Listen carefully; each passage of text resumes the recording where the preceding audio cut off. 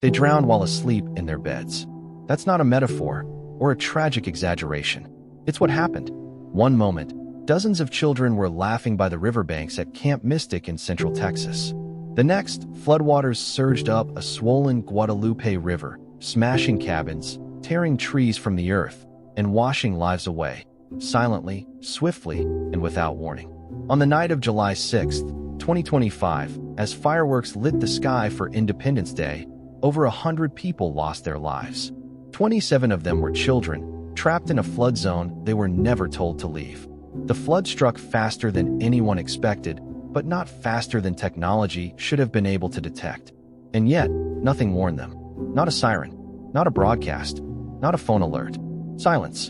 Then water. Welcome to What If Horizons, the podcast where we imagine tomorrow's disasters before they happen, so we can prevent them today. I'm your host, and today's episode is not just hypothetical. It's rooted in a recent, gut-wrenching tragedy that exposed something deeply flawed in our collective preparedness, the collapse of warning systems designed to protect us. So today we ask, what if this failure happens again? What if we remain vulnerable? Not because nature is unpredictable, but because our systems are broken by bureaucracy, underfunding, and complacency. Let's go back to that week in July. Between July 4th and July 7th, a rare sequence of overlapping storm systems brought over 18 inches of rainfall across central and southern Texas. For most places, it would have meant flash flooding, downed power lines, maybe property damage. But in Kerr County, where the topography naturally funnels water into steep canyons and riverbeds, it meant a lethal deluge. The Guadalupe River, which runs alongside Camp Mystic and through several small towns in the region, rose more than 26 feet in under an hour.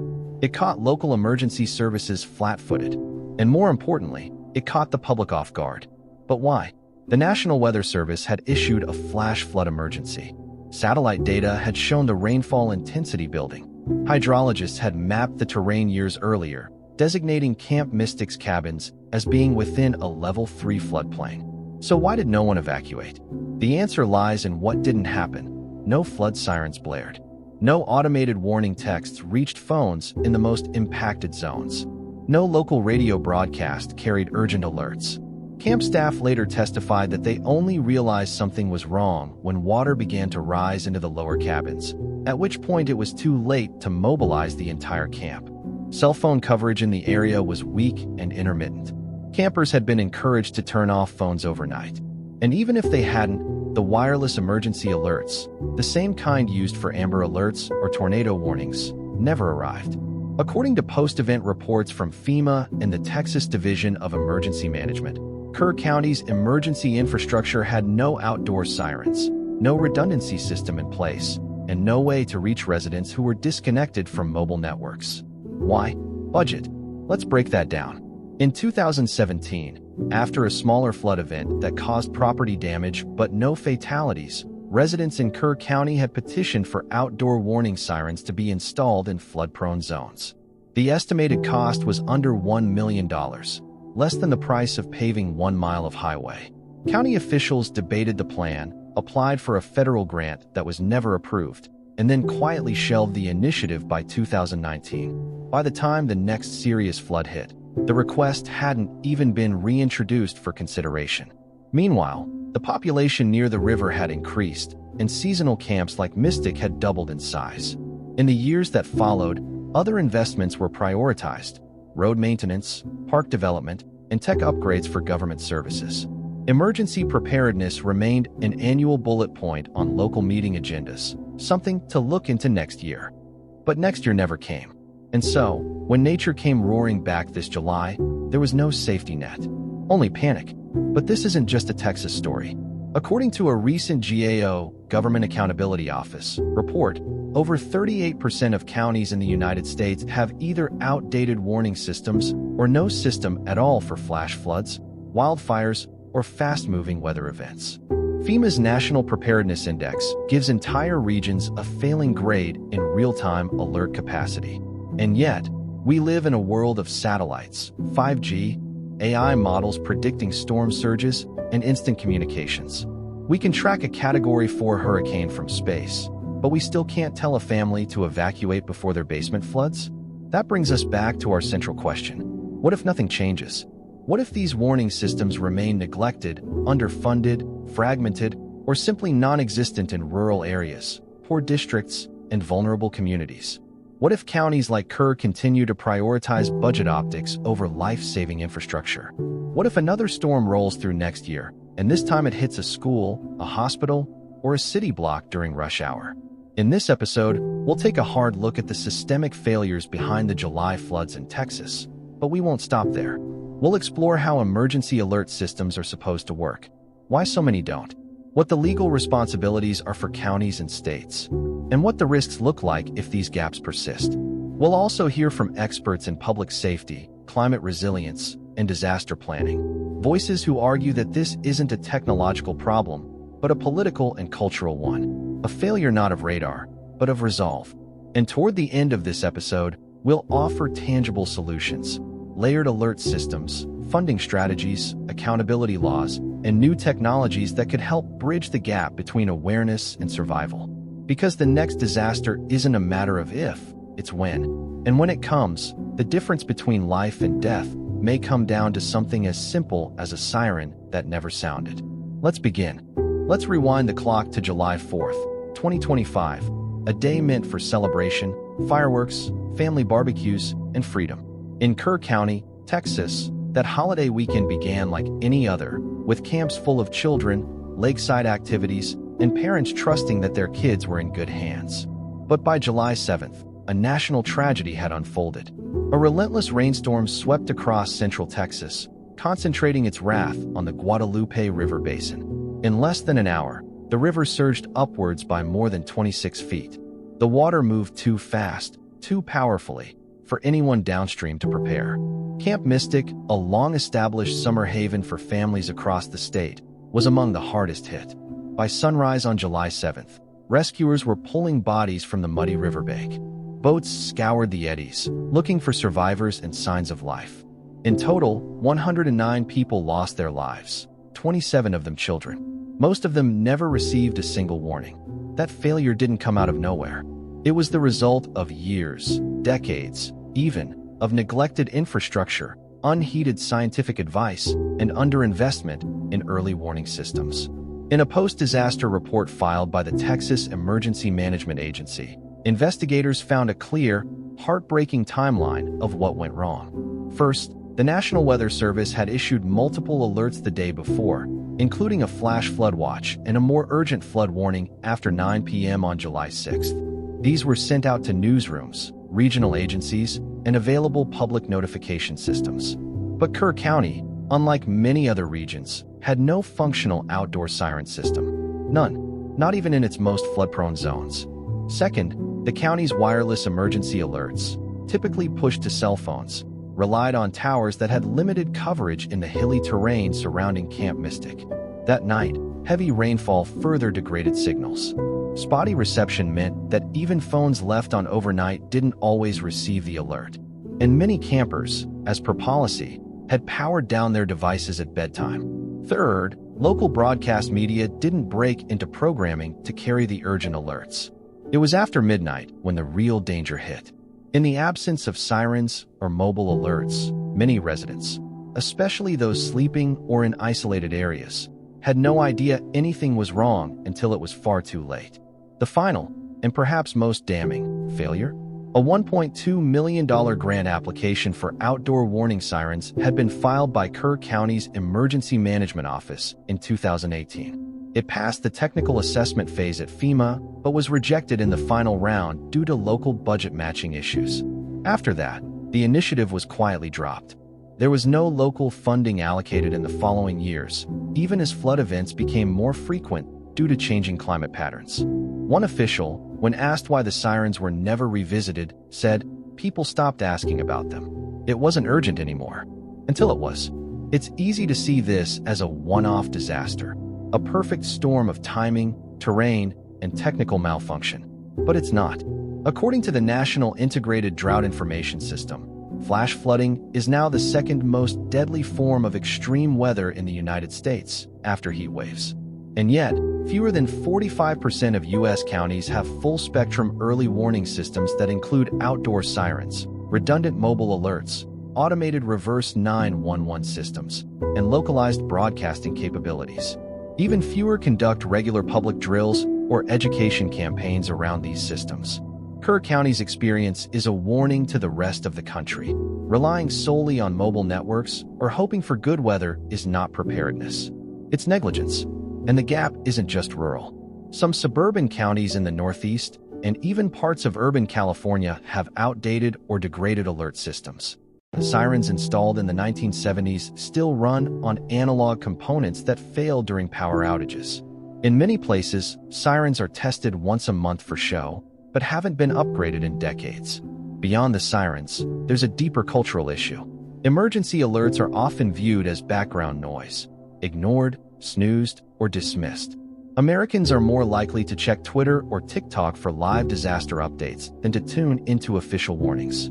That's not just a generational issue, it's a design problem. Many alert systems are poorly integrated, confusing, or delivered in robotic tones that fail to convey urgency. Worse, alert fatigue, when people receive too many vague or false alerts, has conditioned many to disregard them altogether. But when alerts are ignored or never sent, the consequences are no longer theoretical. They're measured in lives lost, families shattered, and communities traumatized. So let's ask, what's the alternative? What if Kerr County had installed sirens in 2018? What if they had redundant systems in place? NOAA weather radios in every cabin, pre-scripted evacuation plans tested twice a year, and backup communication lines to emergency services. Would those 27 children still be alive today? We can't know for sure. But what we do know is this: warning systems aren't just tools. They're moral contracts.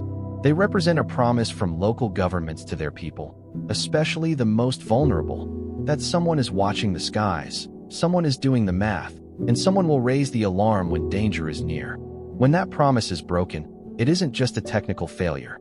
It's a betrayal, and it's one that could happen again, tomorrow, next week, or in the next storm season, unless we act. In the next part of this episode, we'll dive deeper into how these systems are supposed to work, from radar to siren to cell phone, and where that chain is breaking down across America. Because the next flood won't wait for bureaucratic approval. And when it comes, what matters isn't just the rain, it's whether we were ready for it. Let's examine what's supposed to happen when nature turns deadly.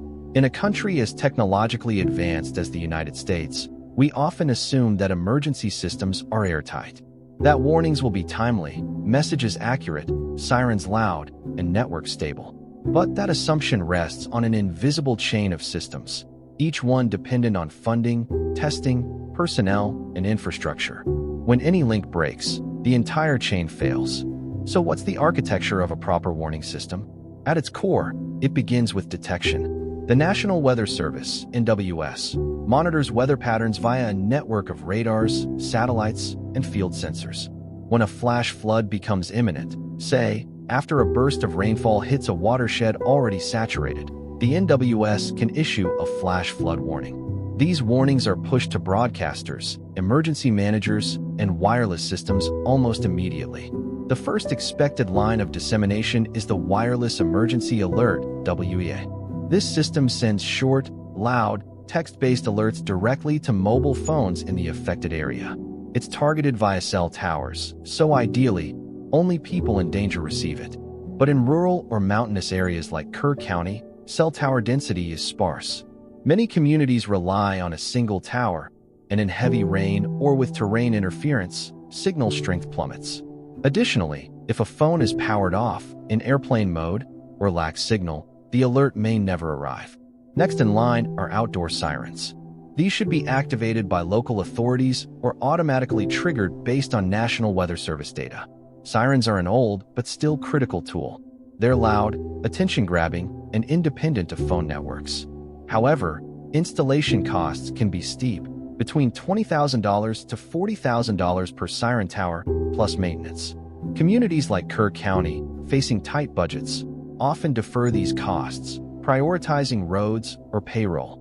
It's an understandable but dangerous trade-off. When sirens are absent or only partially installed, entire neighborhoods can be left in an informational blind spot.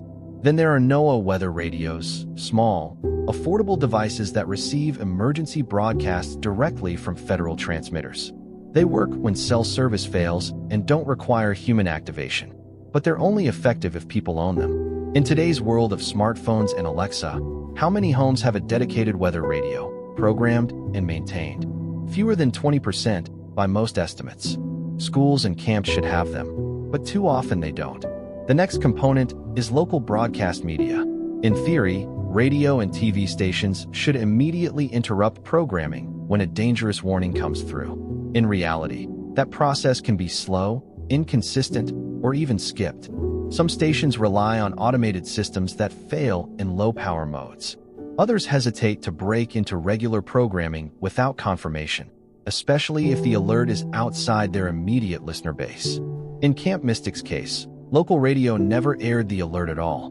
Finally, there's community-level communication. Well-prepared towns have reverse 911 systems, SMS chains, or volunteer coordinators who wake up neighbors and lead evacuation efforts. In some places, volunteer fire departments or scout leaders still drive door-to-door, alerting families. These systems save lives, but they require planning, coordination, and human capital that not every town has. So, we see how fragile this ecosystem is. If the NWS issues a warning, but the cell tower is down, the siren isn't installed, the weather radio isn't plugged in, and the local radio doesn't interrupt, then the alert, however accurate, never reaches the people in harm's way. This complexity is why redundancy is so important. Experts call it layered warning architecture. No single alert method is sufficient. Sirens must supplement phones. Radios must cover areas without signal. Community action plans must assume failure of one or more channels. Think of it like seat belts and airbags. One isn't a substitute for the other. You need both. The Federal Emergency Management Agency, FEMA, knows this. The Integrated Public Alert and Warning System, IPAWS, is their attempt to unify alerts across platforms: phones, sirens, radio, TV, and highway signs. But integration requires cooperation from local governments, who must train staff, install infrastructure, and test regularly. Without funding and political will, IPAWS remains underutilized.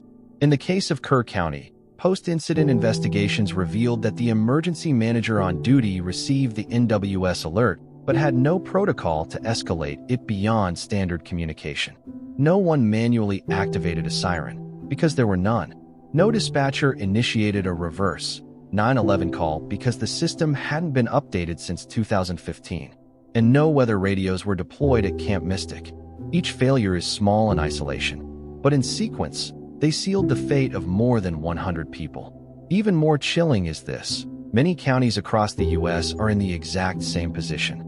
According to a 2024 GAO report, nearly 900 rural and semi-rural counties lack complete early warning systems.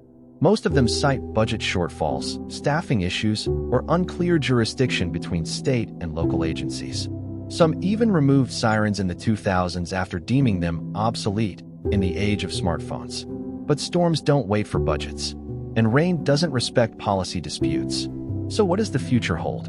If no changes are made, if the gaps persist, the scenario becomes grim. Picture this: a new storm cell forms late at night in southern Missouri. The National Weather Service spots a sudden convective burst and issues an alert at 1:13 a.m. The county in question, let's call it Cedar County, has no sirens, no working reverse 911, and cell towers overloaded by lightning outages. Within 20 minutes, water surges down a tributary near a lakeside RV park. Families sleeping in their campers hear nothing until the roar of water is right outside. In the morning, news outlets report 38 dead, 12 of them children. Sound dramatic? It's not. That's exactly what happened in Waverly, Tennessee. In 2021, 22 people killed when a flood overtook homes in the middle of the night. Warnings were issued, but they didn't get through. We've reached a point where these failures are no longer unpredictable anomalies. They are systemic weaknesses in how we prioritize public safety. And unless we invest in robust, redundant, and modernized systems, more families will be blindsided. In the next part of this episode, we'll explore what happens if these warning system failures continue in the future, what kind of storm it would take, how fast it could unfold, and the human toll of one more unheeded alert. Because the real question isn't whether we'll have another flood, it's whether we'll be ready to hear it coming. Now let's step into the future, not decades away, but a few months or even weeks from now. The storm season intensifies. Climatologists warn that 2025 may be one of the wettest years on record across North America. The Gulf of Mexico is unusually warm, which feeds more moisture into weather systems sweeping across the plains and southern states. The same dynamics that caused the deadly Texas flood are now active across multiple regions. The question isn't if we'll see another dangerous event, it's where and when. So let's construct a plausible scenario. Imagine it's mid-September. A low-pressure system stalls over eastern Oklahoma after days of rain have already saturated the soil. The National Weather Service begins tracking a band of storms developing west of Tulsa. By midnight, one cell intensifies into what meteorologists call a training thunderstorm, a system that moves very little, dumping immense rainfall on the same location for hours. It's aiming directly at a small town. Let's call it Logan Creek. Logan Creek is home to about 4,200 people. It has one volunteer fire department, a two-lane highway running through town, and a youth retreat camp along the nearby riverbank. Sound familiar? It should. There are hundreds of towns like this scattered across America. They are the backbone of the rural South and Midwest. But many of them share a critical flaw. They are poorly equipped for rapid-onset weather events. At 1:08 a.m., the NWS issues a flash flood emergency for Logan Creek. Rainfall rates exceed 3 inches per hour. The local river has risen 11 feet in 40 minutes. But Logan County opted out of the state's IPAWS integration program in 2022, citing complexity and lack of staff. The county does not operate sirens, believing they are ineffective in a spread-out population.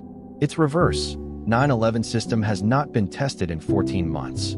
The volunteer dispatcher is alone at the emergency center, uncertain whether to wake the fire chief or not. After all, they've had false alarms before. Meanwhile, 137 campers are asleep at the Logan Wilderness Youth Center. They've had no rain alerts since 9 p.m., and none of their devices are actively monitoring weather channels. The last flood drill they practiced was in spring, and not everyone was present. At 1:36 a.m., the river overtops its banks. By 2:10 a.m., the first cabins are underwater. Across town, residents begin to notice the rising water, but it's pitch dark. With no official alert, many assume it's just another storm. Others wake to the sound of rushing water in their backyard. By the time emergency responders begin deploying, 45 minutes have passed since the first warning. A bridge collapses, cutting off access to the camp. Cell towers begin to fail. It's not until 3:30 a.m. that the governor's office even becomes aware something has gone wrong. The toll? Dozens missing. Entire families swept away. The youth center becomes the new national tragedy. Forensic reports confirm the same root cause. No sirens, no secondary alert systems, and no proactive evacuation protocols. Politicians call for hearings. Parents call for resignations. And the media floods the scene, again too late to change the outcome. This scenario is not hyperbole. It's extrapolated directly from recent disasters. In fact, experts warn that climate-driven extreme weather is accelerating faster than our warning systems can adapt. In the past decade alone, the U.S. has seen more than 40 major flood events where official alerts either arrived too late or were ignored due to alert fatigue and trust breakdown. Now imagine the consequences if this failure isn't isolated, but systemic. First, public trust in warnings erodes completely. If people receive alerts they don't believe or never get one when danger is real, they tune out. Behavioral scientists call this alert desensitization, and it's deadly. Communities that ignore one warning may ignore all future ones, even when they're accurate. Second, emergency services become overwhelmed. Each failed alert adds to the trauma burden on first responders. They arrive not to prevent loss, but to count the dead. This shifts emergency response from proactive rescue to reactive recovery. It affects funding, recruitment, and morale. Third, liability increases. As more families pursue legal action against counties and states for negligence, local governments are forced to divert money from infrastructure to settlements. Insurance costs rise. State aid becomes politicized. The legal and economic aftermath often lingers longer than the floodwaters themselves. Finally, the failures of one community ripple outward. If Logan Creek becomes national news, neighboring counties feel the pressure. Some respond by updating systems, but others, overwhelmed by the cost and complexity, simply delay again. And so the cycle continues. A different town, a new storm, the same broken alerts. This is the future we risk if the root causes of system failure aren't addressed. Outdated infrastructure, unclear responsibility between agencies, lack of mandatory federal standards, and most importantly, complacency born from budget calculations that trade lives for cost savings. But it doesn't have to be this way. In the next part, we'll explore how the failure in Central Texas could be the wake-up call that forces reform, not just in Kerr County, but nationwide. What would it take to build a truly resilient warning system? One that assumes failure and builds layers of protection. And who will pay for it? Because storms are growing stronger, but our systems don't have to stay weak. The question isn't whether we can fix this, it's whether we will, before another night turns fatal. Let's now confront the broader consequences, both immediate and systemic, that follow when early warning systems collapse. The loss of life in Central Texas was tragic enough, but the fallout didn't stop with the floodwaters. It spilled into city halls, state legislatures, national headlines, insurance markets, and even emergency planning in neighboring states. When the systems meant to protect us fail, the aftershocks can destabilize more than just a single community. First and foremost, we look at policy failure. Kerr County, like many small jurisdictions across the U.S., had been warned for years.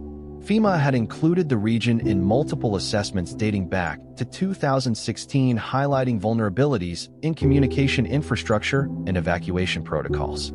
State auditors flagged it again in 2020.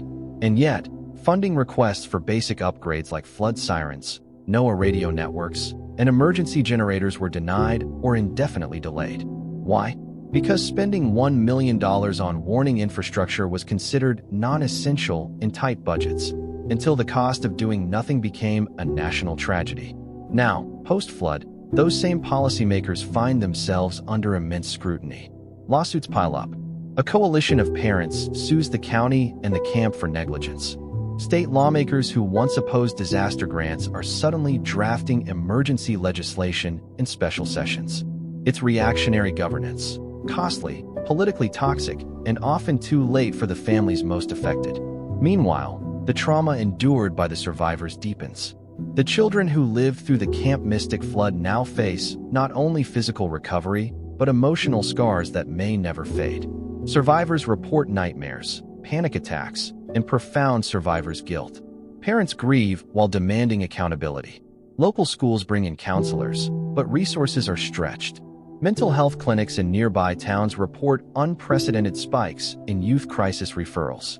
And what of public trust? After such a devastating breakdown, many residents no longer believe in the institutions meant to protect them. Some communities organize their own neighborhood warning networks, WhatsApp groups, radio patrols, even old-fashioned door-knocking during storms. While admirable, these grassroots solutions underscore a disturbing reality. When official systems fail, people fend for themselves. This growing mistrust carries ripple effects. In neighboring counties, leaders scramble to reassure their citizens. Some launch reviews of their own warning systems. Others, fearing the financial and political blowback of a similar incident, begin allocating funds to overdue upgrades. This is the spillover effect of systemic failure. Counties and states that weren't directly hit still feel compelled to respond, whether out of genuine concern or political self-preservation. Insurance markets also feel the heat. Following the Central Texas flood, home and commercial flood insurance premiums rise, sometimes doubling within weeks. Insurers reassess their risk models, especially for camps, schools, and properties near floodplains. Entire industries, youth camps, summer retreats, riverside tourism, begin lobbying for subsidies or regulatory relief, arguing they can't survive unless public infrastructure improves.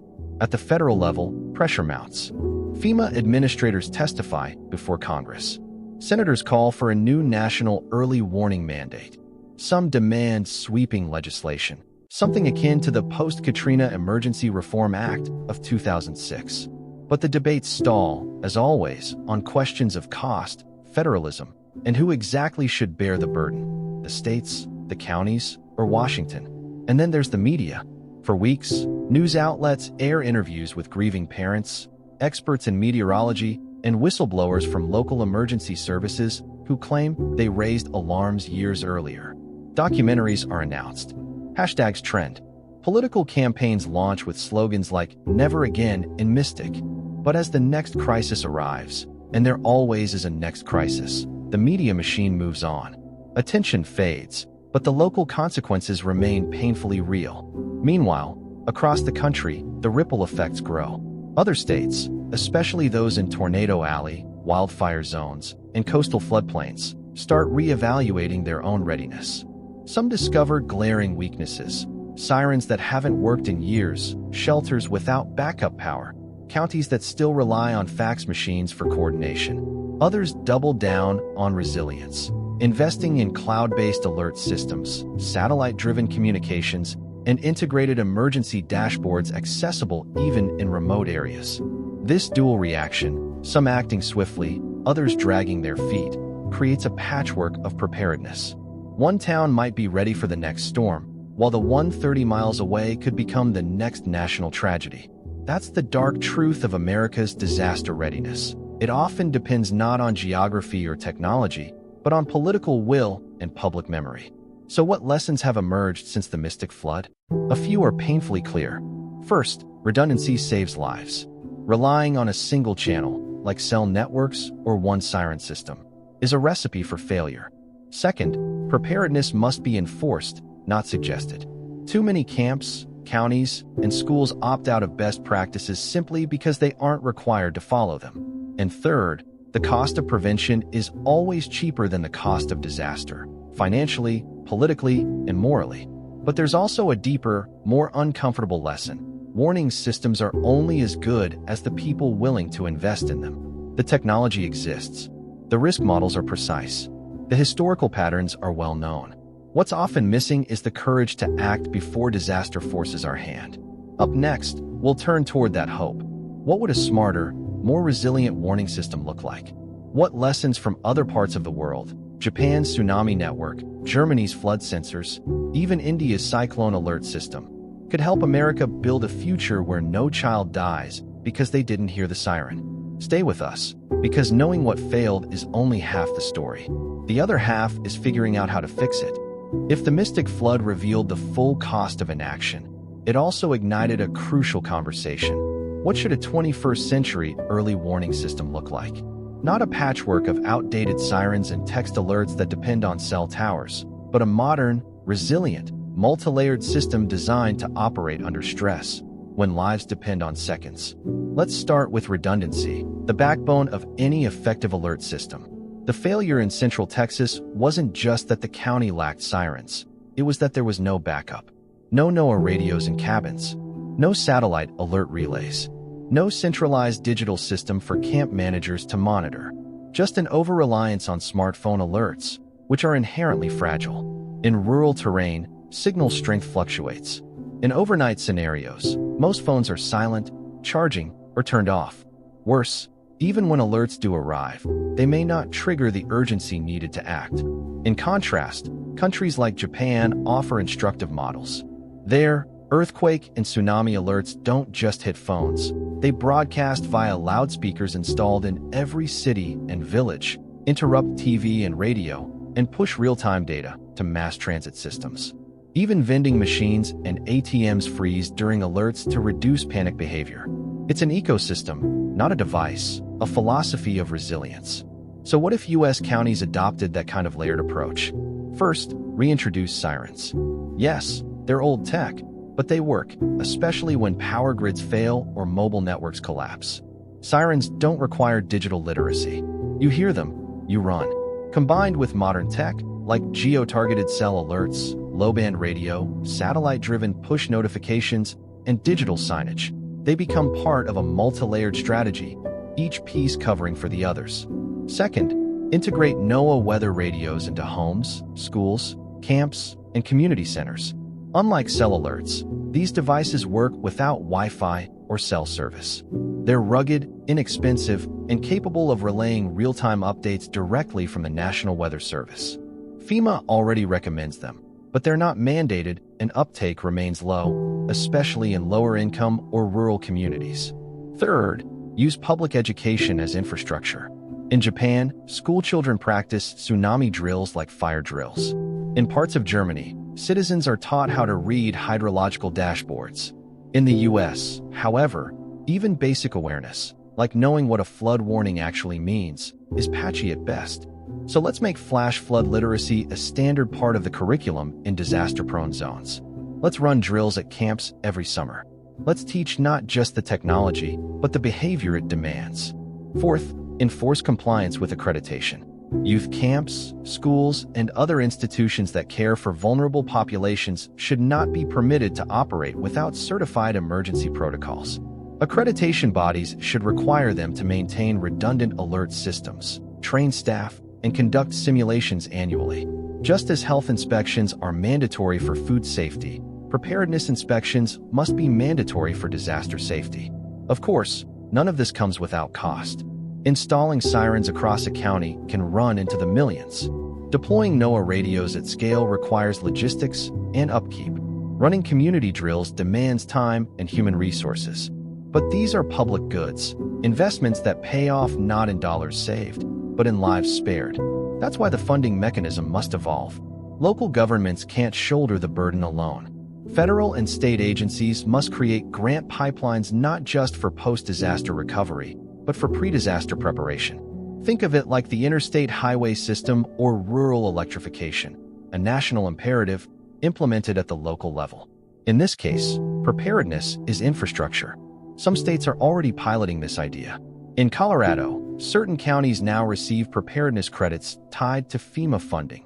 Jurisdictions that run annual disaster drills or install approved alert systems receive more aid and faster reimbursements. California has pioneered the use of satellite-triggered evacuation alerts for wildfires, cutting down response times by minutes that can mean everything. But more radical ideas are emerging too. What if FEMA created a centralized alert architecture that every county could plug into, complete with templates, AI-driven escalation, and multilingual outputs? What if blockchain-verified alerts could be broadcast even in contested zones, making tampering impossible? What if we paired real-time radar with wearable technology for high-risk populations, like campers or hikers, sending haptic alerts directly to wristbands during imminent threats? None of these are sci-fi. The tech exists. What's missing is the collective will to prioritize safety before tragedy demands it. We also need accountability frameworks. That means annual audits of emergency readiness, not just by internal departments, but by independent safety boards. It means tying liability protections to compliance. If a camp has followed every protocol and disaster still strikes, they're protected. But if they cut corners and ignore best practices, legal and financial consequences should follow. Importantly, these solutions can't be one-size-fits-all. What works in rural Texas won't map directly to urban Florida or mountainous Utah. But the principles remain: redundancy, education, compliance, funding, and innovation. And finally, we must reckon with a cultural shift. For decades, we've treated disasters as exceptions, freak acts of nature, rare and unpredictable. But the 21st century tells a different story. As climate volatility accelerates, floods, fires, storms, and heat waves are no longer anomalies. They're part of a new normal. And our systems, technological, bureaucratic, and psychological, must catch up. In the next part, we'll confront the existential question behind all of this.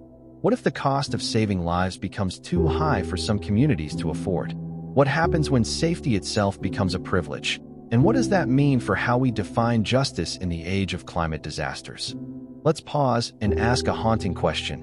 What if only some communities get saved? What if safety becomes a privilege, earned not by proximity to danger, but by access to wealth, politics, or influence? That is the uncomfortable truth rising from the floodwaters of Camp Mystic, and it's the core of this episode's What If moment. Imagine this. It's next year. Another deadly storm, this time in Appalachia. A small town without sirens, without radio systems, and without mobile service, because their requests for funding were denied. Why? Low population, low tax base, not a tourist hub, just a dot on a map filled with working families and aging infrastructure. The storm hits, the river jumps its banks, and the outcome feels eerily familiar. Lives lost, officials unprepared, and yet again, the phrase, "we didn't hear the warning." Meanwhile, 50 miles away in a more affluent suburban county, a similar storm rolls in. But this time, alerts come early. Sirens scream across the valley. Push notifications light up phones and watches. NOAA radios broadcast evacuation orders in 3 languages. Roads are cleared, shelters open, no one dies. The technology didn't change between the 2 places. The weather didn't change. What changed was the investment and the priorities. This is the dark edge of the digital divide we don't often talk about, the warning divide. When richer, more connected communities benefit from multi-channel alert systems, while poorer ones make do with hope and word of mouth. It's not a new story in American infrastructure. We've seen it with lead in drinking water, with power grids during heat waves, with access to hurricane shelters. But as climate disasters intensify, this inequality becomes more dangerous and more fatal. If we continue down this path, disaster response will become a litmus test for inequality. FEMA data already show that counties with higher poverty rates receive less pre-disaster mitigation funding per capita. Private insurance companies pull out of high-risk areas, leaving only government programs that are slower and harder to access. Communities that need the most help to prepare often get the least. Now let's take this scenario global. In Bangladesh, early warning systems for cyclones have been refined over decades. They're simple, colored flags, megaphones, cyclone shelters, but they work. Meanwhile, in parts of the US, a flood warning still depends on whether a teenager happened to check the weather app before going to bed. In Japan, school children drill earthquake responses monthly. In some American counties, the emergency coordinator is part-time and shares duties with dog licensing. If lives are lost not because the threat was too great, but because the system was too weak, then it's not a natural disaster. It's a man-made failure. So what's the fix? We need to nationalize the right to safety. That doesn't mean federalizing every emergency system. It means establishing a baseline, non-negotiable standards for disaster alert and response. Every community, regardless of size or income, should have access to at least 3 redundant alert systems: audio, digital, and physical. Every school and camp should be connected to a real-time emergency feed. Every state should be required to submit annual emergency readiness audits and lose access to federal disaster recovery funds if they repeatedly fail to prepare. This is not unprecedented. We already do this for clean water, for food safety, for aviation protocols. Why not for warnings that can mean life or death? Second, we must rethink the funding model. Instead of relying on competitive grants, which favor regions with grant-writing teams and political capital, we need automatic hazard-based disbursements. If you're in a floodplain, you get what you need to warn and evacuate. If your region is wildfire-prone, the same logic applies. Climate risk, not political favor, should drive allocation. Third, we need to treat emergency warning infrastructure the same way we treated rural electrification in the 1930s. Back then, the federal government recognized that electricity wasn't a luxury, it was a necessity. It funded local cooperatives, trained electricians, and built the grid from the ground up. Warning systems require the same commitment. A federal resilience corps, part Peace Corps, part emergency tech strike team, could deploy nationwide to install systems, train local responders, and ensure readiness even in the most remote communities. And finally, we must shift how we talk about these systems. They are not bells and whistles. They are not nice to have. They are the last voice someone might hear before tragedy strikes. They are the chance to run, to hide, to call a loved one. They are the difference between another funeral and another story of survival. This brings us back to the families of Camp Mystic. Some of them have already testified before state legislatures. Others have started foundations to fund early warning systems in rural communities. Their grief, unbearable as it is, has been transformed into a call to action. But they shouldn't have to do this alone. No parent should lose a child to a preventable disaster. No community should face death because of a denied grant.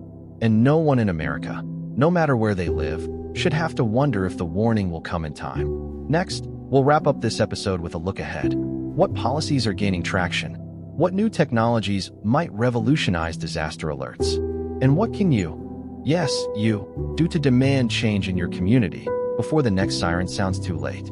Let's bring this home, because ultimately, disaster warning systems aren't just an engineering problem or a funding issue. They are a moral choice, a collective decision about what lives are worth saving and how much we're willing to pay for foresight. And in the aftermath of the Central Texas tragedy, that choice is staring every city council, every state legislator, every federal agency, and every citizen in the face. So what comes next? First, let's look at what's already in motion. Since the flood at Camp Mystic, at least a dozen counties across Texas and the broader South have fast-tracked siren installations and adopted new layered alert strategies. Some are even piloting mobile alert towers powered by solar energy, deployable in flood-prone areas during severe weather seasons. State legislatures, facing intense public pressure, have introduced new emergency preparedness bills mandating annual drills at licensed youth camps and requiring floodplain towns to maintain at least 2 redundant alert systems. One bill in Texas, the Safer Signals Act, is proposing a $75 million state fund specifically dedicated to helping rural and low-income counties build sirens, emergency radio infrastructure, and backup power sources. A similar measure is gaining traction in Florida, following a hurricane season that left portions of the Panhandle without alerts due to cellular grid failures.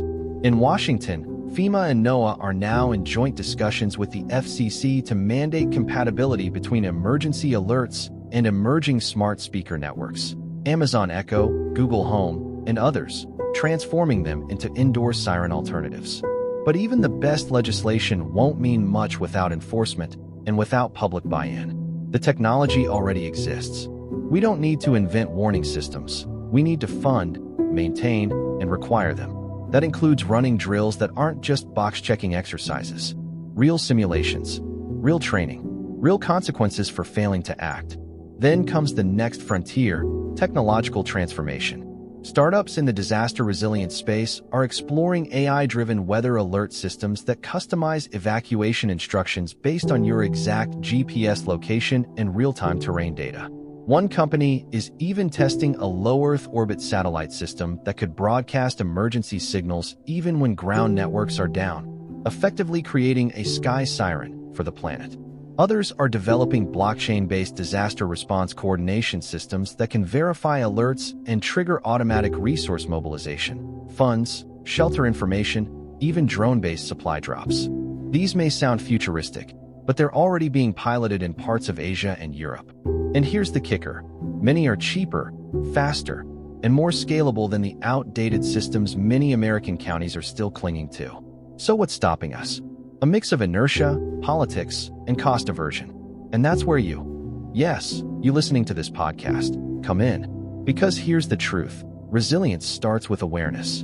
And awareness becomes action. Ask your county, do we have outdoor sirens? How many? When were they last tested? What happens if the cell network goes down tonight? How will my family know if there's danger? Talk to your school board. What emergency protocols exist? Are there drills? Are warnings available in multiple languages? Are students trained to react?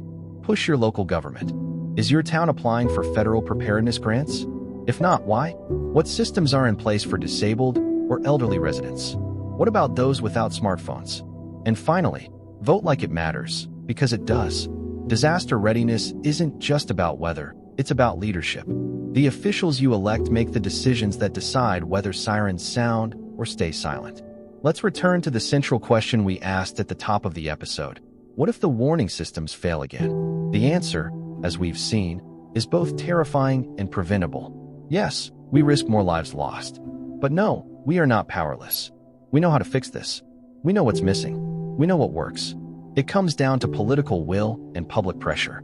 It comes down to refusing to accept that tragedies like Camp Mystic are simply acts of God, rather than failures of planning, priority, and prevention. So, as we close this episode, we ask, what if this time we actually listen? Because the next flood, the next fire, the next deadly moment, it's coming. The question is whether we will hear the warning in time, and whether we did everything we could to make sure everyone else hears it, too. Thank you for joining us on What If Horizons. Next time, what if homeowners are legally required to buy climate insurance, and it's priced like a ticking bomb? If you found today's episode thought-provoking, share it, subscribe, and leave us a review. And if you live in a place where sirens are silent, maybe this is your moment to make some noise.